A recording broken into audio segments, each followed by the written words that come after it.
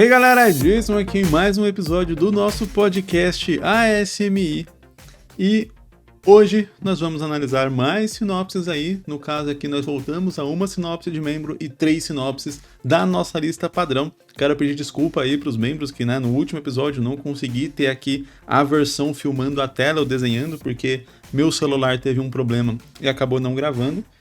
Hoje aqui tá dizendo que tá gravando normal, né? Tô conferindo e reconferindo aqui para que não aconteça o mesmo problema. Não sei o que houve realmente da última vez, mas enfim, espero que dê tudo certo. Vocês possam ter a versão aqui comigo desenhando uma página de Hooligan. Então, lembrando aí, se você tem vontade de ter acesso a essa versão especial do vídeo aqui exclusiva para membros, você pode se tornar membro aí a partir de R$3 por mês. Você tem acesso a alguns conteúdos exclusivos, a essa versão aqui que é exclusiva, né, para membros do nosso episódio, e também você tem acesso aos episódios com antecedência. Então, geralmente eles recebem aí com uma semana de antecedência os episódios novos aqui do nosso podcast. Lembrando que se você tem vontade de enviar a sua sinopse, dá uma conferida aqui na descrição desse episódio que tem um link para o vídeo onde eu mostro como que você pode fazer para enviar aqui para mim e também mostro como que você pode montar a sua própria sinopse aí do seu mangá também. Então bora começar aqui, vamos dar play na nossa primeira sinopse de hoje. Inestimável, Meredata 2078, uma série. Split é um marginal com a habilidade de se teletransportar pelo ciberespaço e um assombrado por flashes de memórias, graças a um dispositivo misterioso implantado em seu cérebro por forças desconhecidas. Há uma guerra fria megacorporativa acontecendo, cujo foco principal é a luta pelo controle de um item valioso e cobiçado chamado a Meredata, em que Split tem posse, fazendo assim ser caçado assiduamente pelos agentes secretos do Estado. Porém, logo recebe auxílio de entidades das sombras, guiando para uma equipe de ladrões do submundo, liderada por um samurai habilidoso e metódico. Nesse refúgio clandestino, a equipe se prepara para uma grande operação destinada a derrubar os poderosos que dominam Los Angeles. Em meio a essa luta pelo poder, Split busca desvendar os segredos do Meredata e de sua origem pessoal. Cara, eu achei bem legal o contexto da história. Eu achei um pouco estranho o lance de se teleportar pelo cyberespaço, tipo...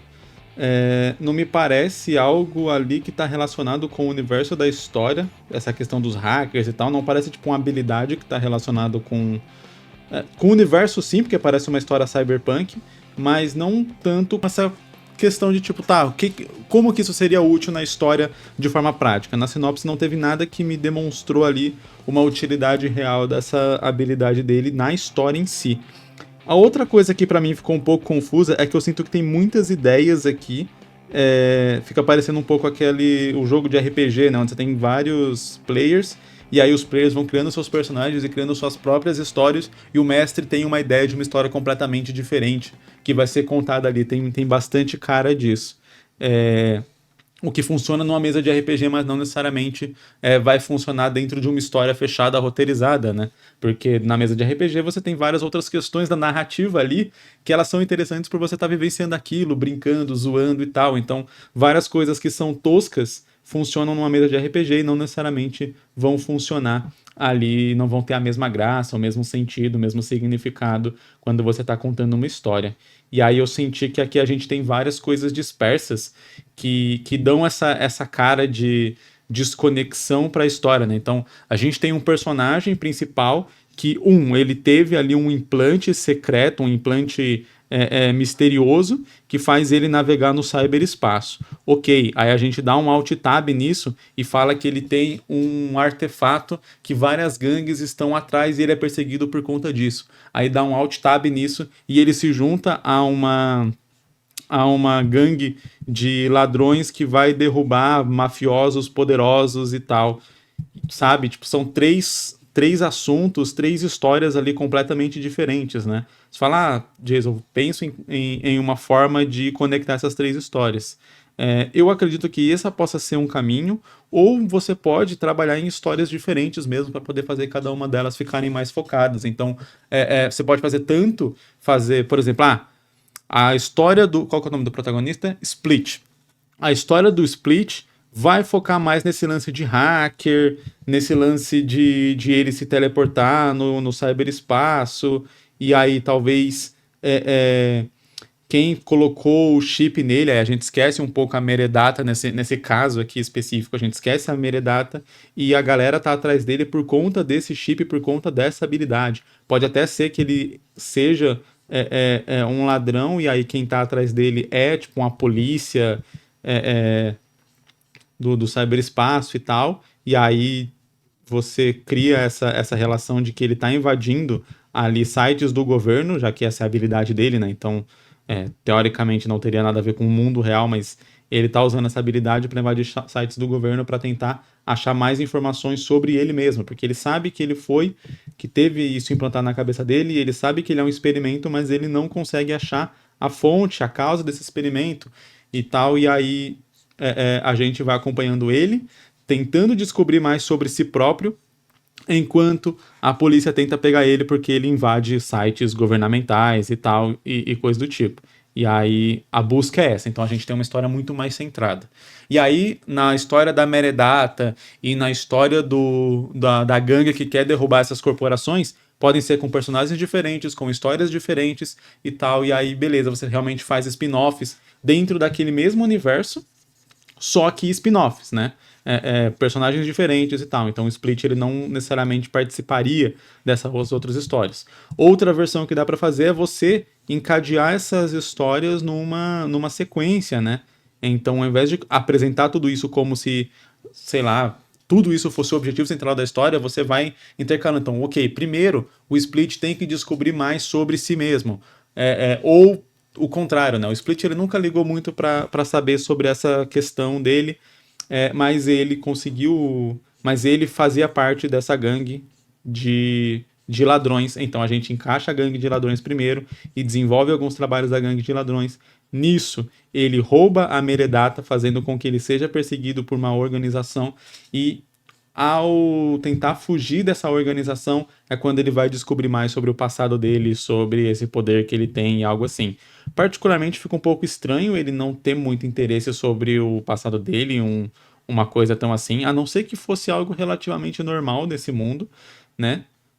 Aí beleza, talvez faria sentido ele não ter essa curiosidade, ou isso ser alguma espécie de evento traumático que ele tenta se livrar. Então vamos supor que ele já teve curiosidade a respeito disso, mas a busca dele levou a algum trauma pessoal que ele fala, não quero mais saber sobre isso, eu vou só viver minha vida aqui e tal. E aí é quando ele entra ali para os ladrões e meio que usa a habilidade dele para ajudar esses ladrões. Então a gente pode também encadear isso numa sequência lógica para que todos esses eventos aqui façam sentido, mas daí você percebe que eu coloquei os eventos na ordem contrária que eles estão apresentados aqui na sinopse, né? Então, primeiro o Split faz parte da organização, fazendo parte da organização, ele tem acesso à Meredata, tendo acesso à Meredata, ele é perseguido, e ao ser perseguido, ele descobre mais sobre o passado dele, porque a organização que está perseguindo ele, né, as gangues ali que estão perseguindo eles são tão relacionadas ali também com esse implante que foi feito. E aí a gente pode estabelecer a partir daí um objetivo central para o personagem, que é esse, né, de descobrir mais sobre ele. Talvez não descobrir mais sobre a Meredata especificamente, porque se ele vai ter acesso a isso, se as pessoas vão buscar ele por isso, se tem toda essa relação, e dentro dessa ordem que eu contei aqui, onde eles foram roubar a Meredata meio que propositalmente, né, eles têm que saber alguma coisa sobre elas. Pode até tentar fazer abrir um pouco mais as possibilidades dela. Então, inicialmente eles achavam que ela era alguma coisa, mas na verdade ela faz muito mais do que aquilo que eles acharam inicialmente. Então, ela é muito mais poderosa ou muito mais perigosa. Então, daria para fazer algo assim, mas eles têm que ter algum nível de ideia. Eu acho estranho se ele tiver posse dessa coisa, não fazer ideia do que é. Como eu disse, ficam várias coisas muito espalhadas na história ali, e as coisas, pelo menos do jeito como foi apresentado na sinopse, não parecem ter relação, não parecem ter essa questão de causa e consequência, de porque ele tem X coisa, então Y coisa acontece, porque Y coisa aconteceu, então Z coisa vai vir a acontecer, sabe? Eu acho que esse é o melhor modelo para você criar uma história e ela parecer coesa e ela parecer certinha e não bagunçada, né? É você conseguir estabelecer esse efeito de causa e efeito mesmo, né? De causa e consequência. Então, o personagem faz uma coisa, essa coisa gera outra coisa, essa outra coisa que gerou faz com que o personagem tenha que tomar tal atitude, e essa atitude faz acontecer uma nova coisa. E assim a história ela vai se desenrolando de uma maneira mais natural. Então, seria mais ou menos o caminho que eu tomaria para essa história aqui. Talvez ter uma história pregressa do personagem que a gente não necessariamente precisa contar de imediato, né? A gente pode, como leitor, descobrir essa história mais pra frente e aí entender, né, depois, assim, por que que o Split não liga pra descobrir sobre o passado dele, ou pelo menos finge que não liga, diz que não liga, né? Que ele pode aparentar que não liga no começo, e isso vai parecer um pouco estranho pro leitor, mas daí você desenvolve isso depois, então essa estranheza vai ser justificada posteriormente na história. E aí realmente você vai trabalhando essa causa e consequência.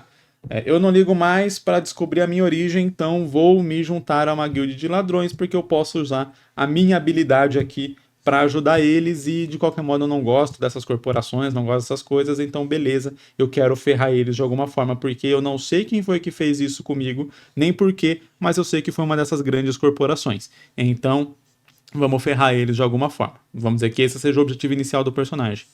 Com isso, essa organização, né, o samurai ali, cibernético, descobre sobre a Meredata, e aí, como eu disse, ou eles podem saber para que ela serve já, ou eles podem achar que sabem para que ela serve e por isso vão roubar ela, e aí só depois vão descobrir que, na verdade, ela é muito mais séria do que eles imaginaram previamente. E aí eles vão roubar a Meredata.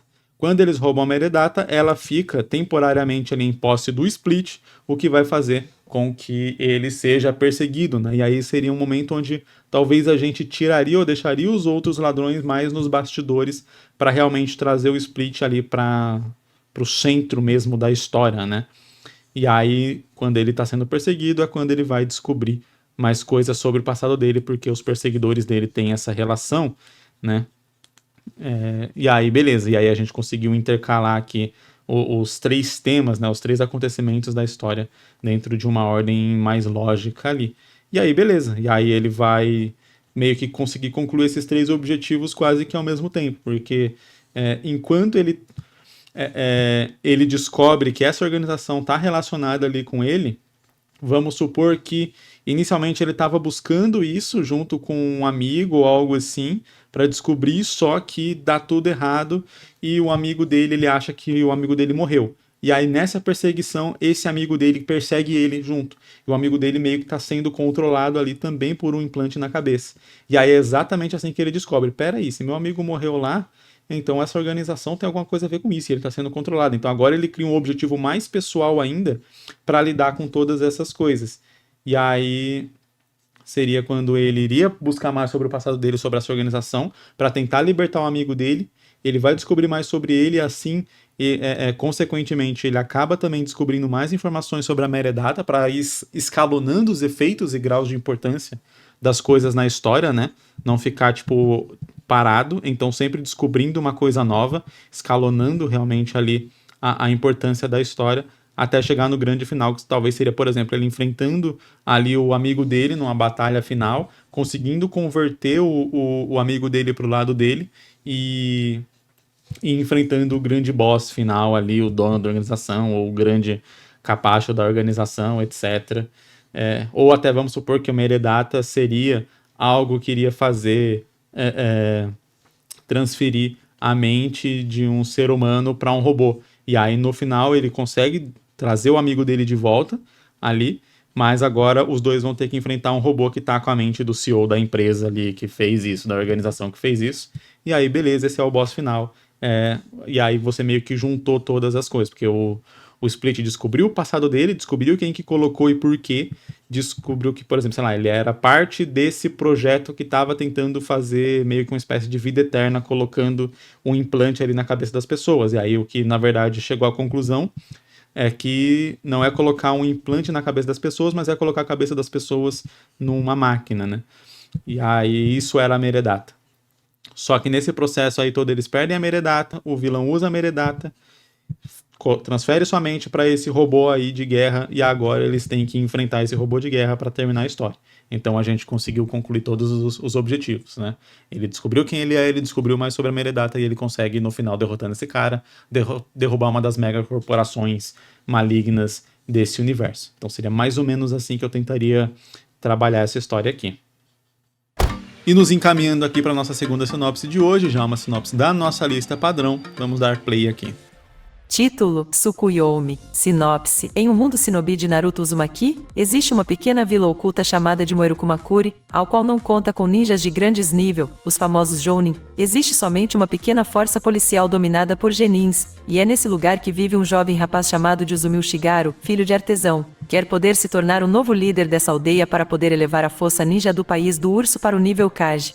Nota: 1. Eu quero ideias para desenvolver a determinação do meu personagem principal, Uzumi. 2. Saber quais detalhes devem ter mais engajamento na hora de fazer o desenho para manga. Atualmente eu tenho uma historinha escrita com algumas missões que não estão entregando direito à essência do personagem, só tendo lutas e pouca história. Ok, então o que ficou claro aqui é que a história é meio que uma fanfic de Naruto, né, onde inventa ali uma nova vila ali que não teria todo aquele poderio militar e importância que as vilas ocultas e os outros países têm, né? E a ideia seria trabalhar um personagem que está querendo construir isso. Eu acho que tem uma questão um pouco complicada nessa parte da história, que é o fato de que ele coloca ali como se a hierarquia tivesse alguma relação também com o poder, sabe? A hierarquia ali de, que nem ele falou, que é colocar a vila no nível de Kage. Só que pelo que eu entendo ali no mundo do Naruto, né, e até pela própria verossimilhança e tal do mundo, as evoluções, né, ali de você é um Genin, aí você faz o exame e vira um Chunin, aí você vira depois um Jonin, de Jonin você vira um Kage. Quer dizer, não necessariamente você vira um Kage, porque daí Kage ele não é necessariamente um título de habilidade, mas ele é um título político. Ele envolve habilidade também, porque nesses universos de shonen e tal, poder tá muito relacionado com isso, né? Mas apesar de Naruto não ter mostrado necessariamente o que é preciso para você se tornar um Kage, né? Ou se tem uma prova, alguma coisa assim, parece algo realmente um cargo muito mais político. E mesmo se você olhar em termos de nível assim, teoricamente os Jonin têm um nível de habilidade maior, né? Porque você teria provas, etc. Você estaria no nível para ensinar, do que um Chunin, né? E por aí vai. Mas você vê, tipo, o Naruto ele tem o poder que ele tem, ele vira Hokage mesmo sendo Genin, né? Ele nunca nem passou no exame Chunin. Né? Tanto que quando você tem ali a passagem pro Shippuden é a brincadeira que eles fazem, né? Que o Shikamaru já virou Jonin, todos os outros já são Chunin, mas o Naruto ainda é um Genin. E ele termina Naruto, né? Não termina, porque quando ele termina ele vira o Hokage, então talvez ele subiu nessa hierarquia aí, mas não sei também se ele subiu, e se não subiu ele foi de Genin direto para Kage. Então não existe uma relação direta com isso. E quando a gente está falando de um outro país, esse país ele não necessariamente precisaria seguir isso. Quer dizer, esse país, por mais que todo mundo seja Chunin ali, isso não tem necessariamente uma relação com o nível de habilidade deles, né? Eles podem realmente estar no nível de habilidade Chunin e aí ser considerado pelas outras vilas que eles estão assim, mas eles têm que ter uma liderança política, eles têm que ter toda essa questão. E o Kage, na verdade, ele é uma mistura, né, de liderança militar com liderança política, né? Ele seria uma figura meio assim, porque você tem ali a figura dos anciões, que são essa liderança política, né? Então o Kage, ele tem que ser forte também, acho que por conta dessa questão, né? Ele é uma figura central ali na vila, mas ele também não é quem dá todas as cartas. Então talvez essa vila teria só a figura dos anciões e não teria essa figura política. Essa figura política não, essa figura militar, esse líder militar. E aí o protagonista iria querer ser o líder militar e estabelecer isso, sabe? Eu acho que é interessante o contexto e o objetivo da história, mas eu acho que isso precisa ser melhor colocado ali dentro dessa linguagem ali de tipo o que ele quer ser esse líder militar, por que a vila não estabeleceu isso, né? Não pode ser exclusivamente por habilidade, né? Pode ser uma questão. Eu acho que seria mais interessante se fosse uma questão de como as outras vilas enxergam. Talvez o que ele queira não seja só colocar a vila num nível de Kage, mas sim ter o seu próprio Kage para que as outras vilas tenham esse respeito. Eu acho que seria algo mais interessante de colocar ali na história que iria condizer melhor com o universo de Naruto ali. Porque, teoricamente, qualquer país pode estabelecer um Kage. sabe? Não tem uma relação direta com o nível. Agora, se os outros países vão enxergar aquilo, né, dessa forma, aí sim é outros 500, né? Uma coisa é você dizer, eu tenho um presidente. Outra coisa são os outros países aceitarem que você tem um presidente. Tanto que a gente tem discussões aí de vários países que se separam de outros, e aí você tem o país que reconhece que aquilo é um país, o outro que não reconhece, que você considera que aquilo ainda é um território dentro daquele outro país maior. E por aí vai. A gente tem várias guerras e tretas políticas no nosso mundo exatamente por conta desse reconhecimento de um país fazer parte ou não do outro, ou ser independente ou não, né?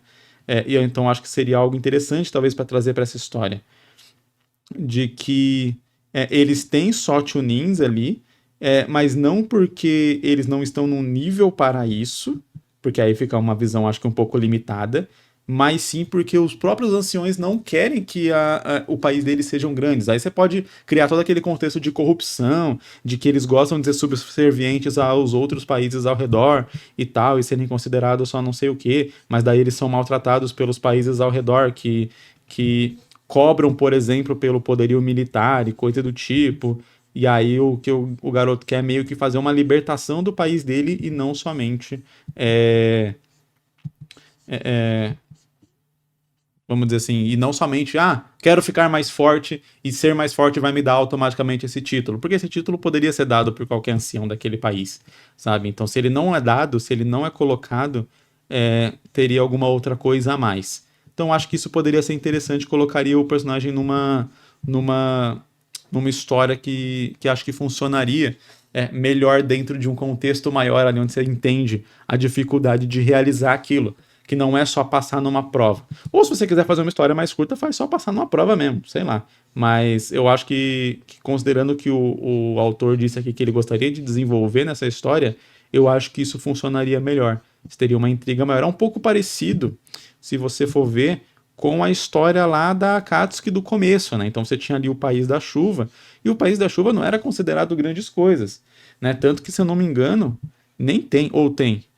Eu não lembro se tem algum ninja do País da Chuva lá no exame Chunin, que é quando começa a aparecer os países, né? Você vê que tem gente do País do Som, e o País do Som ele foi fundado pelo Orochimaru. Então, isso poderia, inclusive, ser um negócio interessante para se abordar nessa história, do personagem falando, mas no outro teve um exame Chunin onde o País do Som foi considerado, e depois foi descoberto que esse país tinha sido criado ali por um terrorista, né? O Orochimaru e tal, né? Um terrorista ali do País do Fogo. Então quer dizer que eles aceitaram para participar até mesmo terroristas ali, mas não aceitam a gente, tal. Então isso poderia aumentar esse crime, essa revolta que o protagonista tem, sabe? Você usar próprios elementos ali que aconteceram em Naruto, né, na história canônica, para justificar. E aí, voltando, a Vila da Chuva, ela era o território de guerra, né, entre as nações ali. E aí, basicamente, a Akatsuki, inicialmente, ela é fundada como realmente uma organização pacifista, tanto que depois você tem a figura lá do Pen, que ele busca a paz, só que através da dor, né? Mas era uma organização pacifista para que essa vila deixasse de ser esse território de guerra ali que fica depois abandonado quando a guerra termina, né? Todo mundo volta para casa ali, feliz, colhe seus espólios e eles ficam com a dor e destruição. Então, tipo, por isso que eu acho a história da Katsuki do Pen incrível. Depois, enfim, não vou entrar nesse assunto de novo, que eu sempre falo que depois, quando entra na Guerra Ninja lá, depois que acaba a parte do Pen, ali onde Naruto finalmente consegue realizar o objetivo dele de ser o grande herói da vila, praticamente para mim Naruto acabou ali. Mas enfim, voltando. Então eu acho que daria para usar mais ou menos essa questão. E aí você trabalharia uma ideia mais intrínseca. Né? Eu acho que o personagem teria que ser um pouco mais velho também para você contar essa história, para ele estar mais por dentro dessas tretas políticas mesmo da história, para fazer essa libertação, que, como eu disse, nesse caso, aí sim, o autor ele falou aqui que ele criou algumas missões, mas a história tá meio sem história e só tem um monte de luta. E aí é isso que eu falo, se você pensa nessa questão da história só como uma questão de habilidade, aí você vai ir só pra luta mesmo, porque você fala, se pra eu ser Kage, tudo que eu preciso fazer é só ser mais forte, então é só eu sair derrotando um monte de ninja e automaticamente desce uma luzinha do céu e eu viro Kage. Não é assim que funciona. Por isso que tá faltando história. É exatamente essa treta política de, pera, por que de verdade não existe um Kage nessa vila, sendo que era só os anciões falarem, ok, a gente tem essa prova aqui, a gente vai eleger um Kage a partir dessa prova. Pera, por que não tem? Ah, não tem porque as outras vilas ao redor não querem que o nosso país tenha um Kage. Por quê? Porque eles vendem o serviço militar deles pra gente, só que eles meio que forçam esse serviço militar quase como se fosse uma máfia. O que uma máfia faz, né, o clássico da máfia faz? Ela oferece proteção para os lojistas têm que pagar por essa proteção. Só que se eles não pagam, eles não têm quem protege deles mesmo. Então, eles criam o problema e vendem a solução. E poderia ser exatamente isso que estaria acontecendo nessa vila. Então, os países ao redor eles estão vendendo essa proteção, mas o problema são eles mesmos, né? Eles vendem eles entregam criam o problema e vendem essa solução. E aí é quando o protagonista vai entender toda essa treta que ele fala, então a minha questão aqui não é passar numa prova, não é só ter reconhecimento ali de alguns outros países, não é só essas coisas, né? É realmente mostrar para a população o que está acontecendo e enfrentar esses países que não querem deixar a gente ter isso e enfrentar de quebra os próprios anciões do meu país que são acovardados demais ou estão ganhando e lucrando com isso também, que não querem que o nosso país se liberte. Então aí você cria realmente a figura de um Kage que é o quê? É um líder, né? Acima de tudo, acima de ser o forte, acima de qualquer outra coisa que a gente coloque, a figura do Kage de uma vila é a figura central ali de liderança. Você tem os anciões que vão mexer os paninhos por trás ali mexer os pauzinhos por trás dos panos, mas quem no final das contas ali vai dar a última palavra, vai fazer a realização, é o Kage. Então você cria, antes do personagem se tornar essa figura, ele já vai ser o Kage. Por quê? Porque ele já vai estar tomando uma grande decisão, já vai estar tomando a frente numa grande questão ali que vai ser muito importante para a vila dele. Então eu acho que tá aí a história que falta, que o autor falou que tá faltando no mangá dele, né, na fic dele. Eu acho que tá exatamente aí, em entender os reais motivos pelo qual essa vila seria desse jeito. E aí é realmente você criar a sua história e pensar nela um pouco mais a fundo. Não tem problema se você só quiser fazer as lutas, se você só quiser seguir por esse caminho, você pode fazer também a história de um carinha ali, normal, de uma vila que ele vai se tornar Kage, vai receber o reconhecimento das outras vilas num grande torneio e vai salvar a vida dele. Fica uma história mais simples, mais simplória? Fica, mas para um one shot rápido, beleza, você foca ali no desenvolvimento do personagem e tá ótimo, você não precisa desenvolver todo esse cenário político. Mas o autor ele se preocupou aqui nas observações dele, especificamente com o fato de estar faltando história e ter muita luta. Então, por isso eu acho que esse aqui seria um caso a se pensar. Próxima sinopse, vamos dar play aqui. Título: Âmbar. Sinopse: Hiro, um estudante de 16 anos de Curitiba, quer se manter distante de qualquer tipo de relacionamento, mas isso tudo muda quando ele encontra um cordão com um âmbar que lhe concede o poder de se transformar conforme seus sentimentos e ambientes ao seu redor, levando o garoto a refletir sobre si mesmo. Mil, uma jovem caçadora de recompensas de uma realidade paralela, foi contratada para localizar e recuperar um âmbar para Tarsis, seu contratante, que é um homem misterioso que não revelou seus objetivos para ninguém. Mil quer grana e reconhecimento. Hiro quer entender a si mesmo e o poder do âmbar. O embate entre os dois é inevitável. Nota: já tenho bastante background dos personagens, mas estou com dificuldades na questão de mundo, pelo fato da Mil sair da realidade dela, uma terra mais avançada, e ir buscar o âmbar na terra comum e também como que o âmbar, que é um artefato antigo, foi parar ali em um bosque de Curitiba, sem parecer forçado demais no roteiro. Entendi as preocupações ali do autor. Uma dúvida que eu levantaria aqui é por que precisa ser uma realidade alternativa? Né? O autor falou que uma das dificuldades dele é estabelecer as relações entre o nosso mundo e essa realidade alternativa e o desenvolvimento dessa realidade alternativa de onde a outra personagem vem e de onde o suposto vilão principal ali iria vir também. E eu acho que, cara, talvez aquele negócio, talvez a coisa simplesmente não tenha uma resolução, quer dizer, pode ter, não seria muito difícil de pensar, mas talvez a primeira pergunta é por que eu preciso fazer isso sendo uma realidade alternativa? Aí você tem algumas respostas. Porque eu quero desenvolver um mundo legal e futurista e não quero que o nosso mundo aqui seja futurista. Mas se a história vai se passar aqui, precisa de tudo isso mesmo. E como o autor mesmo falou que está com dificuldade em desenvolver esse mundo, novamente, precisa ser isso? Tipo, a história ela não funciona se não for uma realidade alternativa? A princípio, me parece que não. Me parece que a história funcionaria. Você faz a história se passar em Curitiba e ela ser um pouco futurista. Só que essa personagem, ela ali faz parte de uma galera que tem acesso a umas outras tecnologias ali mais avançadas, que beleza. O mundo já você transforma aqui a realidade onde o Hiro vive numa realidade futurista, só que levemente futurista, e você pode dar margem para criar essas armas mais futuristas para mil, se for só essa a questão. Se a ideia dela vir de uma terra mais avançada for só essa questão.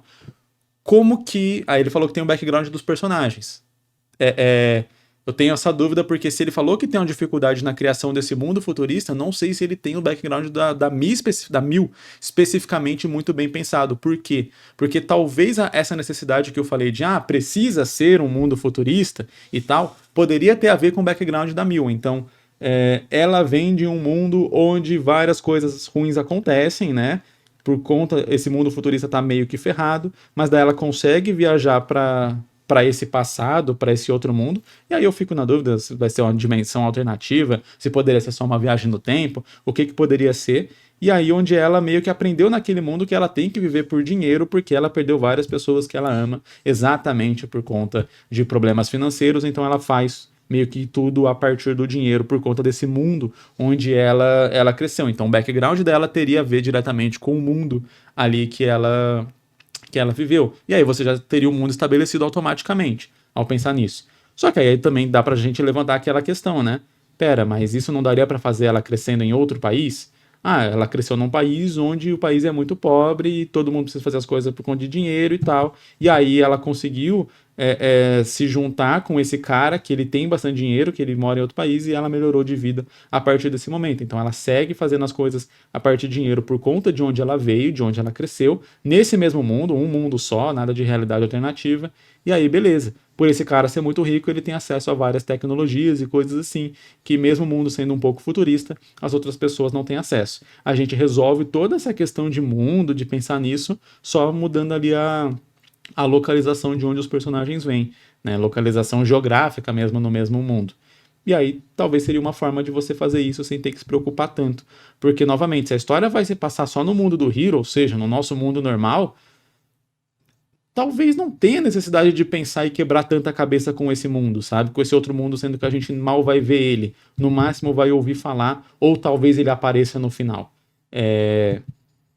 Então eu acho que seria esse o ponto. Ou se você realmente quiser fazer, então explora coisas na história que só vão funcionar se tiver essa realidade alternativa. Explora a Mil de modo que ela só funcione porque ela veio de uma realidade alternativa, né? Onde, por exemplo, ela vai estranhar certas coisas da Terra, ela vai estranhar certos comportamentos do próprio Hiro, né? E por aí vai. E sobre o lance do Amber, de como ele veio parar aqui, é difícil, né? Principalmente se for de uma realidade alternativa, porque se for da mesma realidade, aí dá pra criar inúmeras coisas, né? Tem um jeito clichê que funciona tanto numa realidade alternativa quanto na mesma realidade, que esse Amber estava sendo pesquisado por vários cientistas até que um descobriu que ele era poderoso demais, perigoso demais para cair em mãos erradas e ele fugiu. Só que nessa fuga ele foi perseguido e, sei lá, ele estava num avião que acabou sendo abatido e o Amber caiu, e desde então as pessoas tentam procurar esse Amber, mas ele foi achado coincidentemente pelo nosso protagonista. Não necessariamente coincidentemente, porque ele não tem nada a ver com isso. Seria coincidentemente se ele tivesse alguma relação com esse Amber e achasse. Mas ele não tem relação nenhuma, ele só virou o protagonista porque ele achou o Amber. Então poderia ser, é um jeito clichê, mas funciona. Funciona dentro da história. Ou ele poderia, se for o mesmo mundo também, ser algo que simplesmente apareceu ali, sabe? Tipo, não, essa pedra é isso. E o vilão lá tá procurando isso já faz tempo, porque ele quer isso para algum objetivo dele lá, ok, né, que o próprio autor fala que é secreto, e ele vai pesquisando onde que seria a origem dessa pedra, porque ele ouviu falar, ele teve acesso, sei lá, a uma versão menor dela, que tem só parte dos poderes e ele quer procurar a versão maior, então durante muito tempo ele bancou pesquisas para descobrir de onde esse Amber vem, e o Amber vem de Curitiba, sabe? Tipo, e aí ele fala, ok, então eu tenho que ir lá para Curitiba para achar. E aí, quando ele consegue chegar lá, ela fala, olha, tem uma pedra de Amber que tá com um garoto, ou algo assim, ou qualquer outra coisa nesse sentido. Né? Poderia ser algo assim também, algo que funcionaria. Vamos supor que ele mandou a galera minerar esse âmbar lá em Curitiba, e aí um dos mineradores, né, que achou essa pedra aí maior, ele tentou vender para outra pessoa ali que também podia estar interessada e tal, conseguir esse dinheiro, e aí nisso ele é descoberto, abatido, mesma história lá do cientista, só que a gente troca por um minerador que já estava fazendo isso especificamente em Curitiba, e aí faz sentido o Hiro encontrar isso em Curitiba, porque tudo estava acontecendo, o Ambaré de Curitiba, sabe? Funciona também. E seria um jeito de trazer o vilão ali para dentro da história mais facilmente do que sendo de outra dimensão também. Porque aí, sendo de outra dimensão, você cria toda uma questão de viagem entre dimensões, desse poder e tal, que você vai complicando mais a história. Se for uma história mais curta, é sempre legal a gente facilitar um pouco mais ela pra gente focar no que precisa ser focado. Se tá quebrando muito a cabeça para pensar num mundo que mal vai aparecer e que só vai ser mencionado, talvez a gente possa chegar à conclusão de que esse mundo nem precisa existir para começo de conversa, né? Que ele não é um elemento necessário ali para a história, né? Então eu acho que eu iria por esse caminho. Falar, a história acontece, a história funciona aqui sem o mundo, os personagens funcionam sem esse mundo? Funcionam. Então, beleza. Então, ignora o mundo e vamos seguir para o que importa. Né? Desenvolvimento dos personagens, por que eles querem fazer o que eles querem fazer, como que a história vai se desenrolar. Pelo que eu entendo, a Mil, ela aparece como uma vilã no começo, mas ela parece ser o tipo de personagem que vai ser trabalhada para não ser mais a vilã depois. Tem cara disso. E aí, sei lá, daria para desenvolver aquele lance de, ela só liga para dinheiro por conta disso, mas daí ela também tá ligando, na verdade, por uma outra causa um pouco mais nobre. E aí, talvez, quando chegar no final e conseguir, sei lá, entregar esse Amber pro vilão, ela vai perceber que fez besteira e que essa causa mais nobre dela vai ser afetada por conta do vilão ter o Amber. Né? Vamos supor que seja algo assim. Ou ela descubra, na verdade, que ele tá relacionado com algumas das mazelas que ela viveu e que fez ela só se importar com o dinheiro para começo de conversa, né?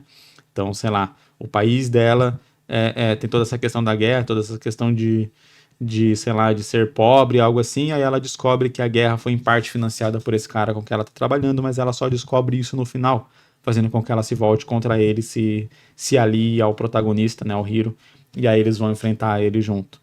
Seria um caminho que daria para seguir. Agora, particularmente, eu não imagino como que vai ser essa questão do personagem se transformar em relação ao seu ambiente e emoções e tal, como que isso funcionaria.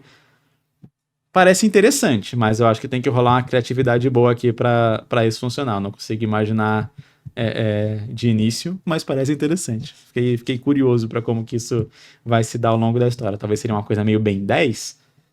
Acho que é legal. Seishin, gostaria de uma sugestão de título PLZ. Aliás, Seishin é um título baseado no meu sistema de poder que eu criei a partir dos tipos de inteligência, tipo, linguística e tal. No Brasil, Kotaro, um garoto de 16 anos estudante do 1 grauzano do médio. Ele é atacado por uma entidade sobrenatural e agora, ele terá que entrar para a organização Seishin e caçar lendas pelo mundo todo. Eu também gostaria de algumas dicas de como utilizar esse sistema de poder e tal, por favor. A sinopse ela tá bem curta, então fica um pouco difícil de definir ele. Só falou que o sistema de poder tem a ver com os tipos de inteligência, né? Isso é bem legal, acho que foi uma ideia bem criativa. Só que realmente ele não fala nem um pouco como que ele imaginou esse sistema de poderes. Então ele fala que quer dicas de como usar, só que ao mesmo tempo eu tenho uma informação muito limitada do que é. Né? Enfim, mas eu entendo que o lance das inteligências seriam para você medir coisas além do QI, né? Além de só uma inteligência lógica ali. Então não sei como que realmente funcionaria isso na história. Na verdade, eu fiquei curioso de como que o autor iria usar isso e eu achei que ele ia explicar talvez um pouco algumas ideias que ele teve, que nem ele falou ali, inteligência linguística ou algo assim. Então, uma inteligência linguística seria um poder que permite a pessoa falar com qualquer ser vivo, então se comunicar inclusive com animais, ou persuadir os outros, né, um outro nível de poder de inteligência linguística. Talvez poderia colocar em categorias, né, tipo igual você tem ali as Akuma no Mi, que elas têm determinadas categorias, tipo, essa é a fruta tipo logia, né, a fruta tipo logia, ela permite você meio que ter um poder relacionado a um elemento. Aí a paramécia é um poder relacionado geralmente a uma mutação do seu corpo.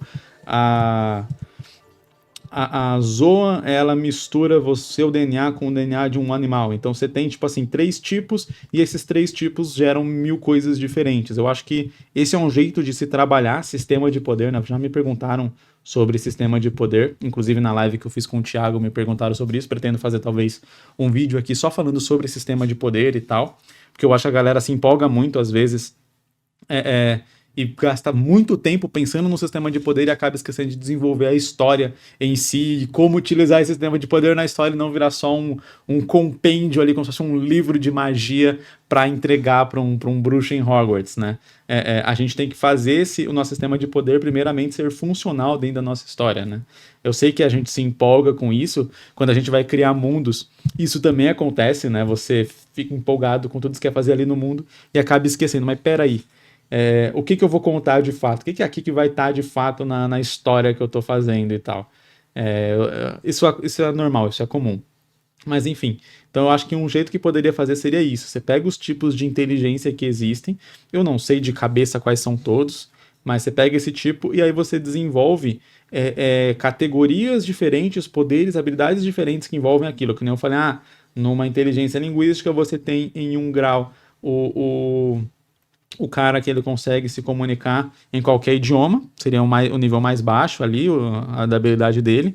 Outro cara que ele consegue se comunicar com animais, outro cara que ele consegue persuadir as pessoas e meio que controlar elas através da fala. Então ele tem uma habilidade tão forte de persuasão que ele literalmente consegue fazer as pessoas obedecerem àquilo que ele fala. Então seria um poder relacionado a isso. Eu sei que você tem uma outra que eu acho que é um tipo de inteligência que ele chama, acho que é geográfica, uma parada assim, né? Que é você ter uma noção geográfica muito, muito boa e tal. Saber ler mapas, algo assim. Então pode ser um cara que, num nível lá, ele consegue ter tipo uma espécie de ecolocalização, então ele consegue ter uma noção básica dos arredores dele, talvez uma visão 360, alguma coisa assim. Em outro nível ele consegue saber onde tem outras formas de vida e meio que prever onde essas outras formas de vida estão, e por aí vai. Eu acho que esse seria um jeito de você trabalhar. E aí, obviamente, criar ali as limitações para cada um desses poderes, né? Então, esse cara ele consegue prever todas as formas de vida ao redor dele, mas não objetos. Então, um sniper consegue matar ele porque ele não vai conseguir ver uma bala, vamos supor. E por aí vai. O cara lá consegue fazer as pessoas obedecerem, né, ali ao que ele manda, só que é só durante um determinado tempo, porque ele precisa estar falando constantemente com a pessoa para manter ela ali dentro do controle do seu poder, né? Porque o poder dele tem a ver com a fala, tem a ver com a linguística. Então, se ele para ali de falar com a pessoa, se ele perde esse contato com a pessoa também para de fazer o que ele está mandando. Então é assim que você define as limitações de um poder, e as limitações de um poder são essenciais para quando a gente vai criar um sistema de poder dentro de uma história, porque é através dessas limitações, dessas brechas nos poderes, que a gente consegue criar soluções, né? Montar soluções criativas para vencer determinados personagens que não são só fazendo uma bola maior e jogando contra ele, né? Fazendo um poder maior e jogando contra ele. Então, você falando, esse cara ele consegue prever todos os nossos movimentos aqui, independente de onde a gente esteja.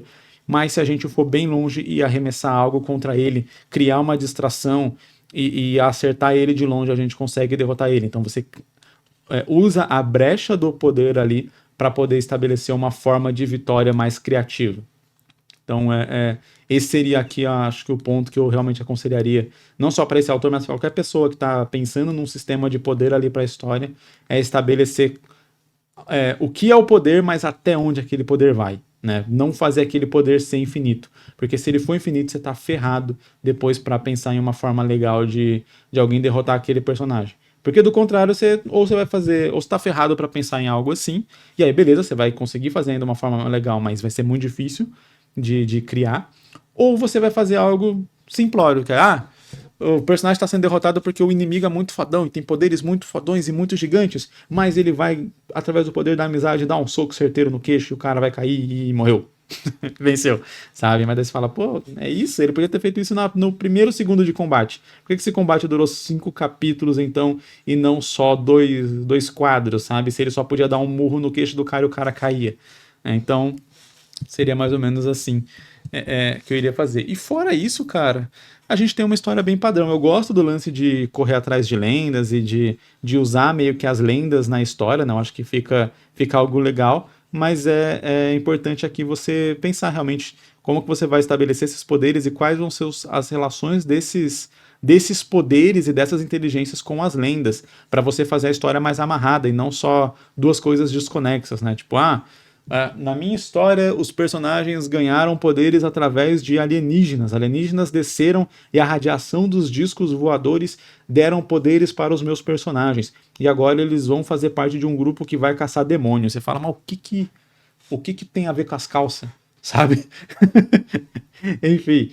Então você tenta estabelecer uma conexão direta ali entre os elementos da sua história. Por exemplo, vamos supor que essas lendas, você tente estabelecer uma relação entre as lendas que existem no nosso mundo, que vai ser o que eles vão caçar, com os tipos de inteligência. Então, as lendas, na verdade, são só pessoas que não conseguiram controlar o seu poder estabelecido pelo seu tipo de inteligência. Então você tem inteligência emocional, por exemplo, e aí a falta de controle de inteligência, da inteligência emocional, gerou um poder do cara, por exemplo, não sentir nada. E aí ele virou um monstro sociopata, sabe? Um monstro psicopata que não liga pra ninguém e faz tudo pelo seu bel prazer. Então ele vai buscar prazer acima de tudo e aí ele vira essa criatura que eles vão caçar, sabe? Eu acho que é algo que pode funcionar. Você também não estabelecer só os poderes da maneira positiva, mas também como que esses poderes seriam utilizados de maneira negativa para estabelecer esses vilões da história, né? E não só de maneira negativa no sentido de, eu vou usar o poder de controlar as pessoas pro mal e aí eu vou ser um vilão e vou fazer as pessoas fazerem o que eu quero, tipo, roubarem para mim, etc, fazer seitas ou algo assim, mas não só isso, mas como o poder se voltar contra a própria pessoa. Por exemplo, esse cara que manda as pessoas fazerem aquilo que ele quer, vamos supor que o poder dele cresceu tanto a ponto de que os próprios pensamentos dele fazem ele fazer o que os pensamentos mandam, então ele não consegue se controlar. E aí ele vira também uma besta selvagem ali que não consegue controlar os próprios poderes. O cara que tem uma consciência geográfica muito forte, ele tem poder, por exemplo, de se teleportar, mas ele não conseguiu controlar esse poder. Então, meio que o poder tomou conta dele e ele vai se teleportando para vários lugares e tal, completamente fora de controle. E ele se teleporta tão rápido entre esses lugares que o sol que aparece dele é um vulto, e isso gera origem às lendas de espíritos, aparições e coisas do tipo. E aí eles vão investigar isso e descobrir que é esse cara e tentar ajudar ele de alguma forma. Nesse caso, não seria nem um cara que virou um vilão necessariamente, mas que ele está relacionado com essa lenda, né? Então, essa lenda ali, ela de fantasmas, de aparições ou algo assim, está relacionado com esse cara, por exemplo. E aí o lance é salvar ele e não só vamos derrotar, sabe? E aí você consegue explorar outras vertentes. Então acho que seria assim que você poderia explorar o sistema de poder na sua história. É legal quando a gente vai pensar nesse sistema de poder que ele esteja relacionado com os outros aspectos do nosso mundo, né? Do mundo que a gente criou para que ele não seja só algo jogado ali de graça porque o personagem tem que ter algum poder. Eu acho que esse é o jeito errado de fazer um sistema de poder. É quando você fala, o meu mundo ele é tecnológico, tem hackers e é cyberpunk e não sei o que, e meu personagem consegue controlar o fogo por conta da magia dos dragões, sabe? Aí você fala, mas por que, cara? Da onde você tirou isso? Tipo, não tem nada a ver com o mundo. Fala, mas pô, eu queria que meu personagem tivesse um poder de fogo. Entende? Então, você trabalhar tudo dentro de um mesmo contexto para que aquilo funcione. Não é que não pode existir magia e dragões no mundo cyberpunk, mas você precisa justificar isso muito bem. para que essas duas coisas existam ali, coexistam na história e funcionem e não pareça só uma mistureba ali que a pessoa fez só porque ela não sabe decidir o que ela quer pôr na história ou não sabe trabalhar a verossimilhança dentro daquela história. Então, quando você for pensar o sistema de poder, pense em como esse sistema de poder também afeta o mundo onde esse sistema está inserido, sabe? Eu acho muito legal no Fairy Tail o mundo ele se mover pela magia. Você compra frascos de magia e usa a magia como a tecnologia do mundo também. Eu acho muito legal como ele estabeleceu essa relação de beleza. O nosso mundo tem magia, então esse mundo precisa funcionar com base nessa magia. A tecnologia ela tem base mágica, todas as coisas elas têm ali uma base mágica para serem feitas e para funcionarem e acontecerem. Eu acho que esse é um modelo interessante para você pensar em como que essas coisas afetam aquele mundo que os seus personagens eles estão inseridos. Galera, e essas foram as sinopses de hoje. Muito obrigado para você que acompanhou mais esse episódio aqui. Deixa seu like caso tenha gostado desse episódio, deixa sua avaliação também se você estiver ouvindo em alguma plataforma de áudio. Enquanto eu estava aqui analisando as nossas sinopses, eu estava fazendo esta página aqui de Hooligan, que tem aí um pouquinho de spoiler, conta um pouco ali a história do Rest. Lembrando que Hooligan está disponível para leitura gratuita e ele vai retornar em breve. Esse aqui já é um dos capítulos novos, então você vai conseguir acompanhar até ali e entender um pouco mais o que está acontecendo. Quem é membro conseguiu acompanhar a produção dessa página aqui através do meu celular, né? Aqui captando dessa filmagem que eu tô fazendo com o meu celular, captando aqui a tela. Então a partir de R$3 por mês você consegue ter acesso a essa versão exclusiva e me ajudar a continuar com esse trabalho aqui na internet. Novamente, obrigado por você que chegou aqui até o final e eu vejo você em um próximo episódio. Falou!